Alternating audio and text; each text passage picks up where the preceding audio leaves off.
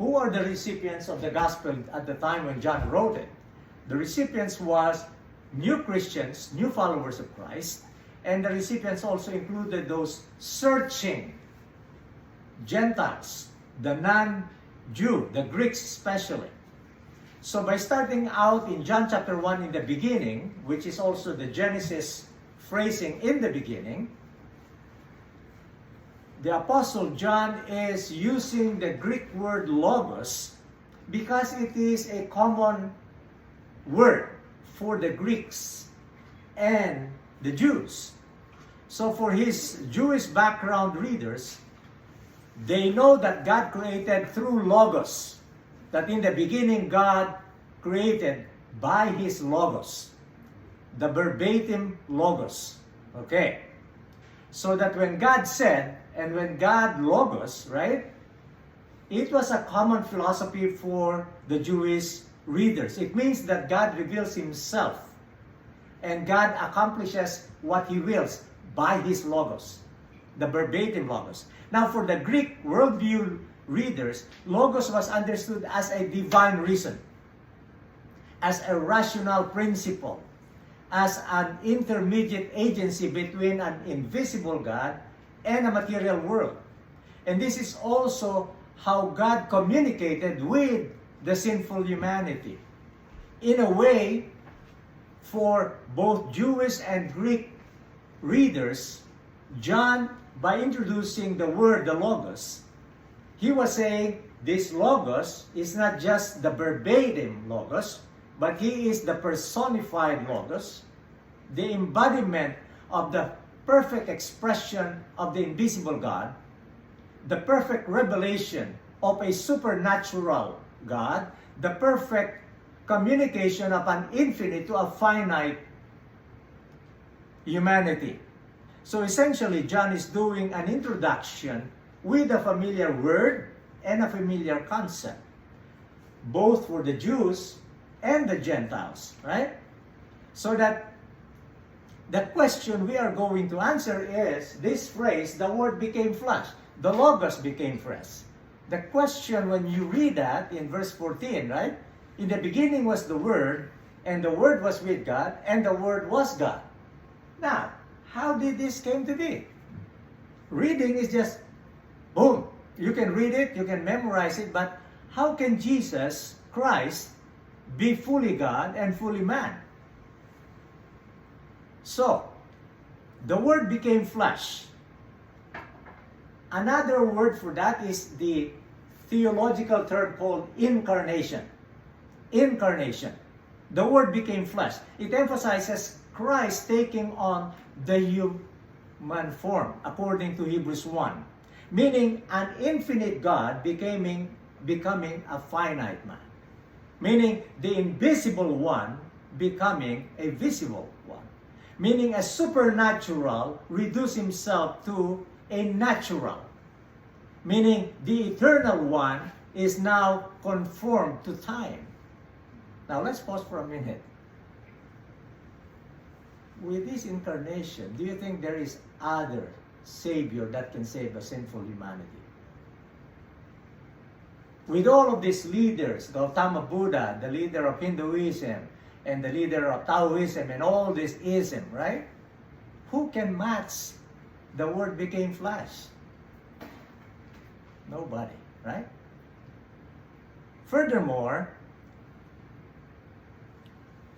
the Logos dwelt among us. The word dwell, it means to pitch his tent, to pitch a tent, or to live in a tent. Why is that? Because the readers from the Jewish perspective, they've been traveling from one place to the other, and where do they live? In a tent. They always bring their tent. So that the use and the Logos dwelt among us, they knew the word dwelt. Because the term recalls an Old Testament tabernacle where God met the nation Israel and where God will speak to the nation of Israel in a tabernacle. Because God dwells among them through the tabernacle in the Old Testament. What about in the New Testament? In the New Testament, God chose to dwell among His people, not in a tent. So that when you offer your life to Jesus Christ, you become His tent because the Holy Spirit dwells in you forever. That's why, and the Word became flesh and dwelt, tabernacled in your heart, in a personal way, not in a structural way. So this is the other illustration of tabernacle. In the Old Testament, that before when the tabernacle was completed, God's Shekinah glory filled the entire structure. From a tent to a tabernacle, a physical tabernacle with all the trimmings and decorations, enhancing their worship, God's Shekinah glory, God's Shekinah presence filled it. But in the New Testament, when the Logos became flesh, the glorious presence of Jesus Christ, the presence of deity through the third person, the Holy Spirit, dwelt in us. And how do we know that? Continuing in verse 14, right? And the Word became flesh and dwelt among us, and we beheld His glory. We being the disciples, right? We beheld His glory. The disciples saw the glimpse of God's glory in the Mount of Transfiguration in Matthew 17. And the disciples also saw that Christ displays God's attributes, holiness, righteousness, and so many more natural and intrinsic attributes, such as love, such as grace, and mercy, and forgiveness, and compassion. Those were God's attributes shared to us when the Holy Spirit dwelt among us. And then the phrase, the glory as of the only begotten of the Father, Jesus as God displayed the same essential glory as the Father because they are one in essential nature. Only begotten is a phrase used in the New King James Version that carries the idea, the only beloved one. The only beloved one is not the chronos, but the singular uniqueness, one and only. No other. No similarity, no duplicate, no clone, right? And then he went on to say, full of grace and truth. Full of grace and truth. These attributes of God's glory emphasizes the goodness of God. That's why the song, The Goodness of God, every time it's being played, I literally cry because of that. I cannot wrap around my head that God is so good to me, as sinful as I am, with all the flaws that people don't see, but only in the mind. And God still good. Not because we're good, not because we're doing something, but because that is His displayed character, His displayed attributes, and all we have to do is to appreciate and embrace it. Now, that is just an introduction. So, where is it? Next slide, anak.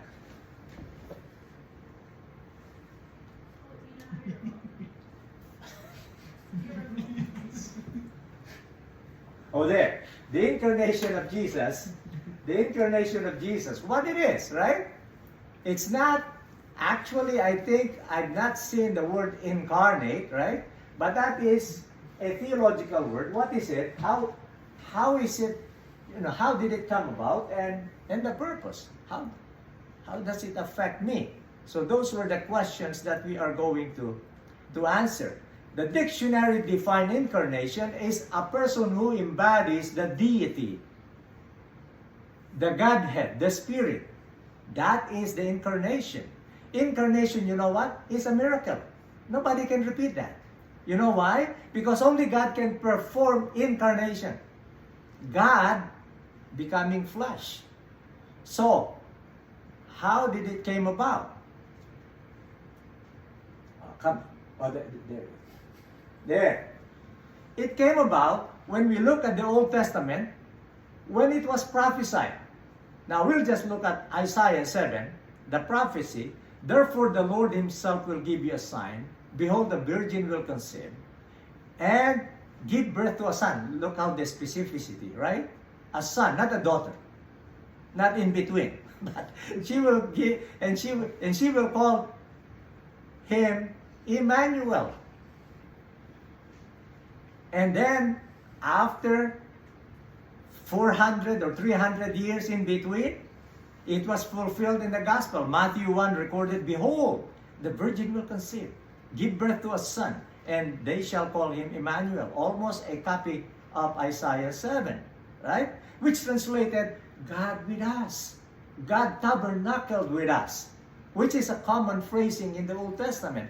It was also recorded by Luke when he said, "To a virgin betrothed to a man whose name was Joseph, of the descendants of David, a virgin named Mary." But Mary said to the angel, "How will this be? I am a virgin.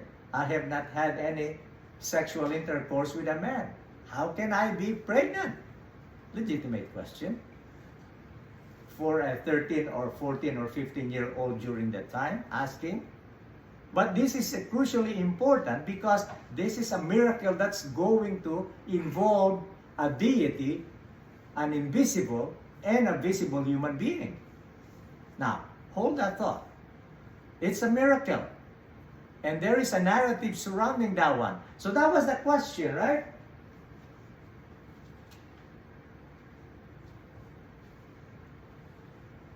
And the angel Gabriel gave an answer. The one who gave the greetings, the news, also gave the answer. The Holy Spirit will come upon you, Mary. The Holy Spirit. Not Joseph. The Holy Spirit will come upon you. Not a test tube, but the Holy Spirit will come upon you. And the power of the Most High, God the Father, will overshadow you. Hold that thought. Imagine that for a moment. The angel encourages Joseph not to fear marrying Mary. What conceived in her is from the Holy Spirit. Don't worry. Mary did not have a sexual intercourse with any man. No. Listen, Joseph. It was from the Holy Spirit. Matthew states that the virgin was pregnant, found with a child through the Holy Spirit. You know what we call that? Not a test tube baby, not a natural conception. It's a supernatural conception. Supernatural conception. And in Galatians 4, it says, it teaches that the virgin birth, God the Father sent His Son born of a woman. That's why we call it the miracle of incarnation. Before I leave that one,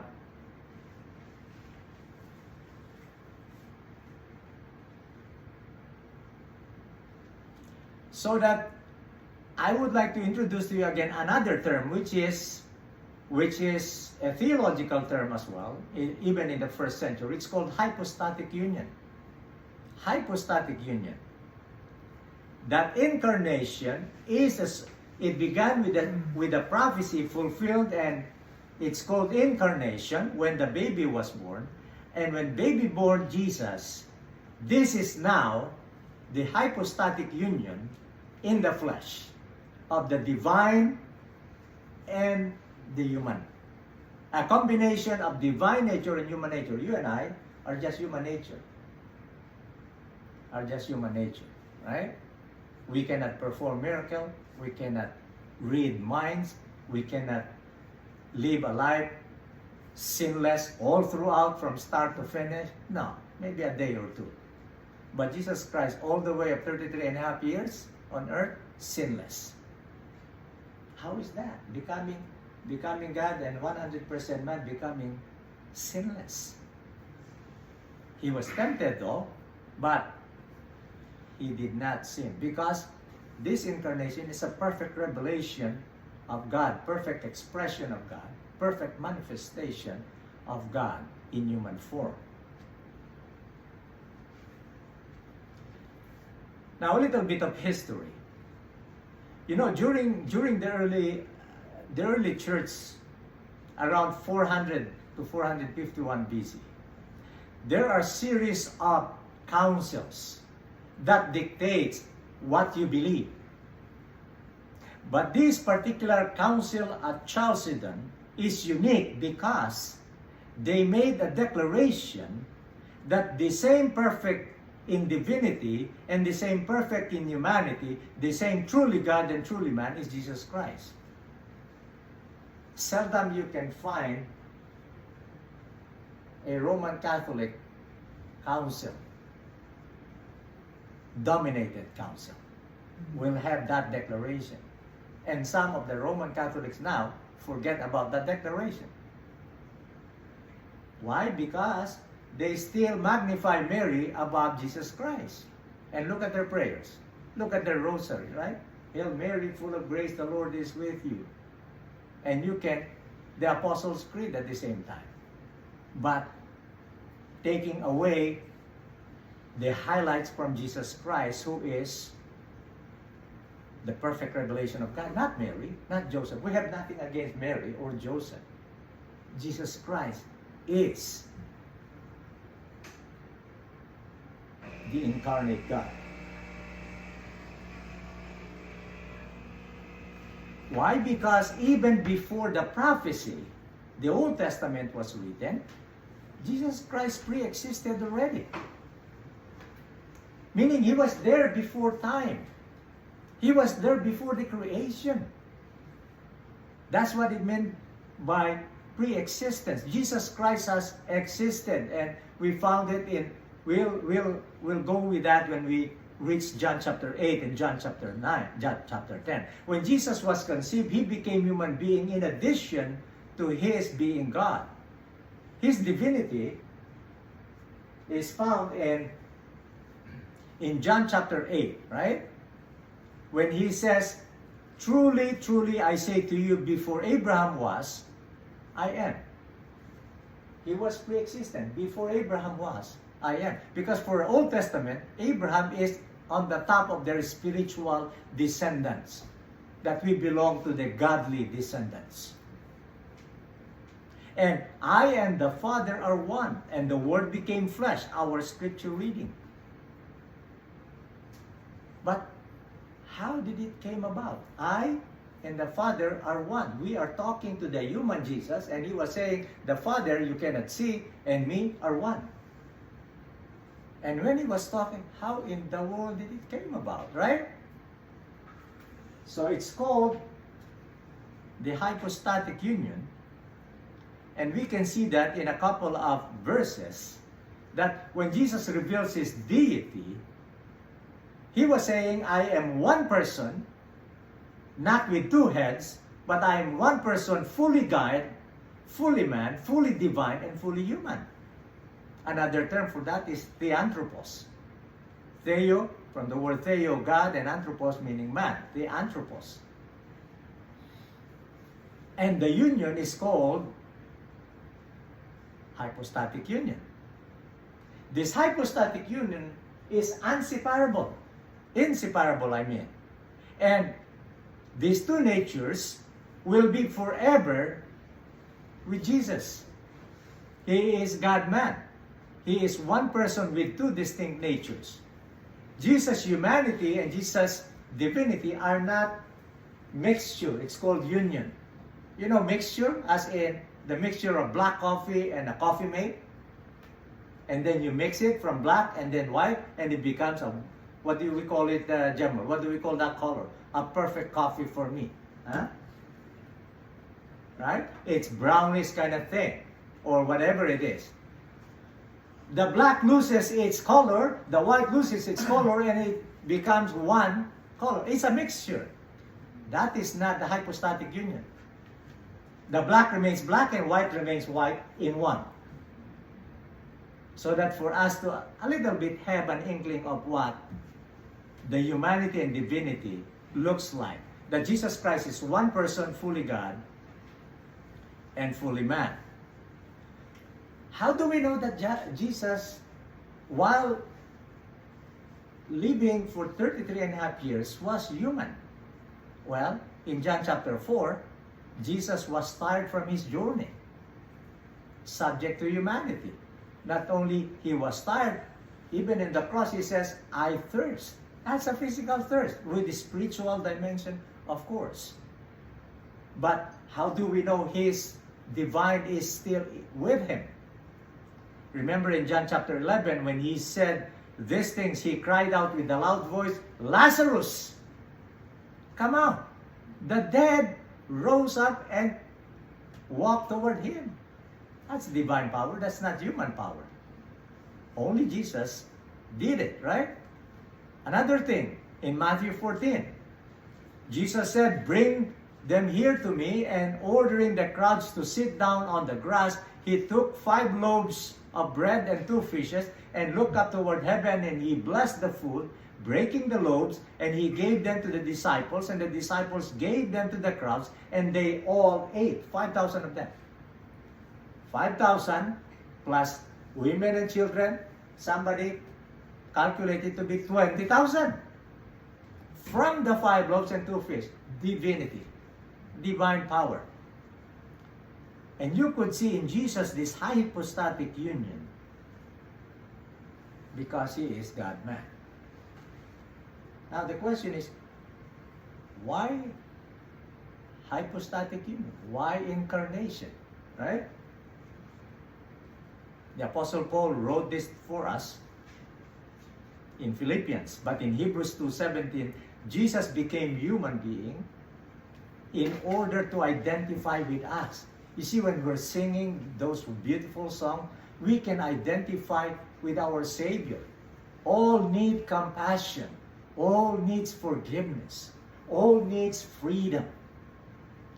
All of that are identifying with us. Jesus Christ. Identifying with our struggles according to Hebrews 2:17. According to Philippians, so that he could declare that he emptied himself, that he already existed before time, he was born in the likeness of man, so that at the name of Jesus every knee will bow and every tongue will confess that Jesus Christ is Lord. Everyone will confess. Today, not everyone are confessing that Jesus Christ is Lord. For some reason, they hate Jesus. How do we know that? They even hate Israel. And that is the chosen lineage where Jesus was born. In effect, they hate Jesus. Did it happen today? No. Even before we were born. Wow. So this incarnation, the Word becoming flesh, teaches us that Jesus is both fully man and fully God, fully human and fully divine. There is no mixture, there is no dilution of either nature. Because he is one united person forever. Jesus, as I mentioned a while ago, was not born in sin. The question is, how in the world when Jesus was conceived by Mary did not committed sin? All of us now, if we bring a child to this world, however cute the child when they were born, they're born with sinful nature. Why? Because you and I are sinful in our nature. Mary was sinful, and yet the Holy Spirit came upon her, and Jesus did not inherit the sinful nature. You know the reason? Because the sinful nature only builds to humanity when there is a dad. Whereas by one man, Adam, sin entered the world, and death by sin, so that all have sinned. But Jesus Christ did not have a human father. He got a divine father through a human mother. That's why the virgin birth circumvented the transmission of sin nature and allowed the eternal God to be perfect man. It circumvented the transmission of sin. Now, I'll be sharing a lot of Bible verses and answering the question, how can Jesus be both God and man? Because even at the time of Jesus, many Christians are confused when it comes to understanding the divinity and humanity in Jesus. Even though they saw him did a lot of miracles. And the best being is Lazarus, raising from the dead. None of the scribes or the Pharisees at that time did that kind of miracle. Much less seeing how 20,000 ate with 5 loaves and 2 fishes. And even the disciples seeing Jesus walking on water. How could our divine creator become human? How could the son of our carpenter really a God? The scripture, number 1, clearly states that. Let's look at that.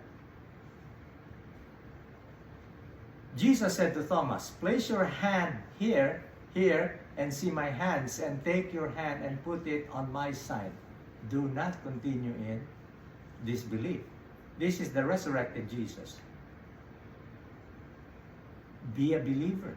Thomas answered, my Lord and my God. That was a declaration and a testimony of Thomas after the resurrection, not before the resurrection. And Jesus said to him, because you have seen me, now you believe. Blessed are those who did not see me and yet believe. That refers to you and me. Aren't you glad that even though we were not there in the ascension or in the resurrection, yet we still believe? Another passage in Titus, looking for that blessed hope, the appearing of our great God and Savior Jesus Christ, who gave himself to redeem us. So that incarnation happened for our redemption, for our salvation, for our forgiveness, for our eternal hope. But regarding the Son, he says, your throne, O God, is forever and ever. It's beautiful. It's beautiful. How can Jesus Christ be both God and man? John 8, Jesus Christ himself. Jesus did the things that only God can do. Only God can forgive sins. Only God can rise from the dead. Only God can bring us to heaven. Before Abraham was, I am. Literally, before Abraham existed, I am. I existed already. And Jesus said, your sins have been forgiven. Only Jesus can do that.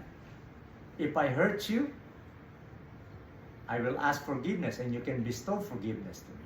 But what about your sin? Before God and before man, only Jesus can erase the guilt. When he says, I forgave you, not only the acts of sin, but also the guilt. In Mark 2, and Jesus, seeing their faith, and said to the paralyzed man, son, your sins are forgiven. This is the divine Jesus. Only Jesus can do. Seeing things, hearing what you're contemplating in your mind. Aren't you glad that this is the incarnate Jesus? He dwelt among us. In Romans 1, which he promised beforehand through his prophets, the Holy Scripture concerning his Son, who was born of the descendant of David according to the flesh, who was declared the Son of God with power according to the Spirit of holiness. Not just an alcohol spirit, but the Spirit of holiness, righteousness, the resurrection from the dead, Jesus Christ our Lord.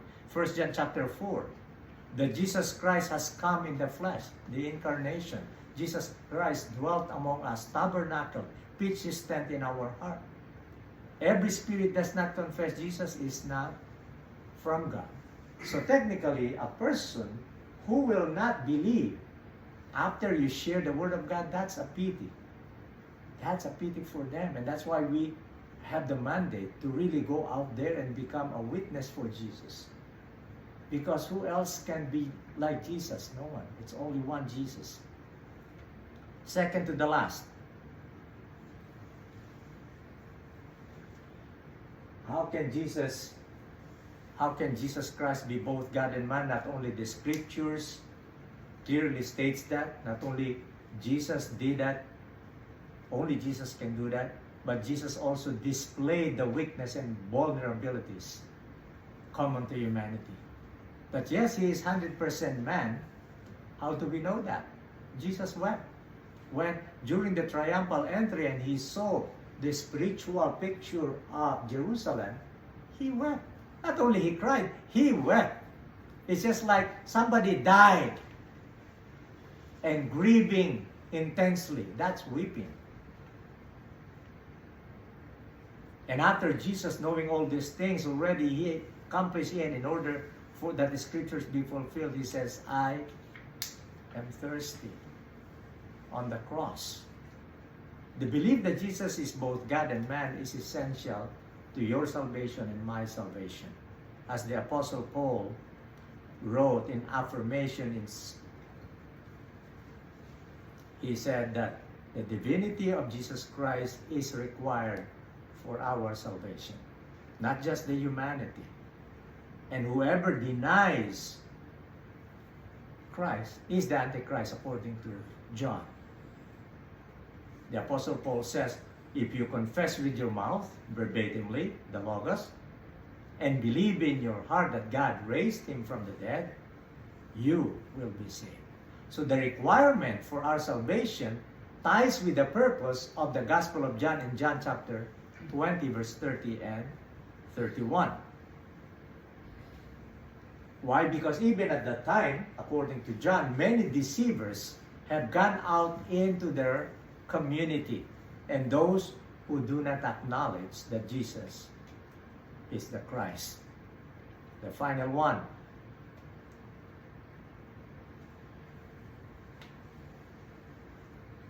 The triune God of the Bible existed before time, and he reigned from all eternity, for all eternity. The second person of the Trinity, Jesus Christ, took on the human flesh at a particular point in time. God the Son added a sinless human nature to his eternal existent divine nature. The result? The Word became flesh, the incarnation. And the writer of Hebrews wrote that he had to be made like them, fully human in every way, in order that he might become a merciful God, a faithful high priest, the one that Brother Justin taught us last week. Not just an ordinary high priest, the great high priest, that he, Jesus, might make an atonement for our sin. And when the fullness of time, he came, God sent his Son, born of a woman, under the law, so that he might save those who were under the law, you and me. So in summary,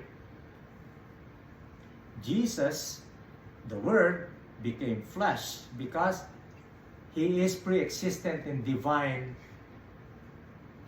He is the only pre-existent and divine deity with God and is God. Number two, he is the agent, not just the mediating principle. He is the bridge of creation between a transcendent, supernatural, invisible, holy God and us, sinful humanity. The third, the Word became flesh because he is God's self-perfect revelation manifestation. And lastly, the Word became flesh because he is not just a person, he is the message that all people need to hear.